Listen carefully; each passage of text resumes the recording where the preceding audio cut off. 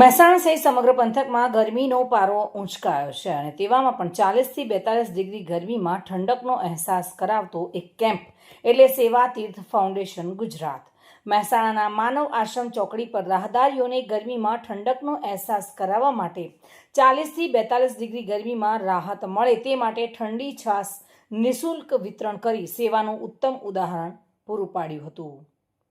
સેવા તીર્થ ફાઉન્ડેશન ગુજરાત દ્વારા આગામી દિવસોમાં ગરીબ બાળકોને શિક્ષણ માટે ઉપયોગી ચીજવસ્તુ તથા વૃક્ષારોપણ અને વિવિધ સેવાકીય કાર્યો કરવામાં આવશે તેવી ખાતરી પણ આપવામાં આવી હતી।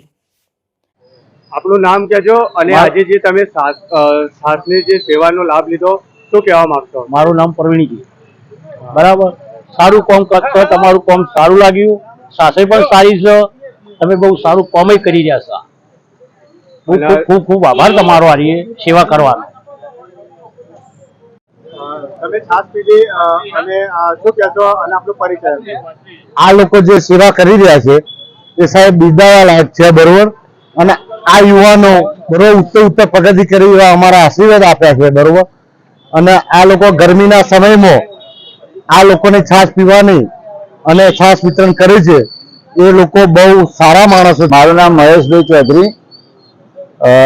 અમારું જે સેવાતીર્થ ફાઉન્ડેશન છે જે અમે અલગ દરેક પ્રકારની જે સેવાઓના કાર્યો ખરા, દાખલા તરીકે પ્રાથમિકતા છે, સામાજિક છે, આરોગ્ય છે, પશુ પંખી પ્રાણીઓ માટેની બધી જ તમામ પ્રકારની સેવાઓ માટેનું અમારું આ ટ્રસ્ટ બનાવવામાં આવેલું છે, જેની અમે આજે શુભ શરૂઆત પહેલા દિવસથી કરેલ છે। આ તમારું પ્રથમ કેમ્પ છે સેવાકીય? હા, આ અમારો પ્રથમ સેવાકીય કેમ્પ છે। આ અમારું જે સેવાતીર્થ ફાઉન્ડેશન ખરું જેની અંદર ગોગા મહારાજની દયાથી ખારા વડાકોટના ગોગા મહારાજ ટીનાભાઈ ભુવાજી અમને 11,000 રૂપિયાનું પ્રથમ દાન આપ્યું અને એમના આશીર્વાદ અમને આપેલા અને અમે આ ટ્રસ્ટની સેવાઓ ચાલુ કરેલ છે। અમે 7 ટ્રસ્ટીઓ આની અંદર સેવામાં જોડાયેલા છીએ। કાળઝાળ ગરમીની અંદર ભાવિન ભાવસાર સાથે bureau report today Gujarati news.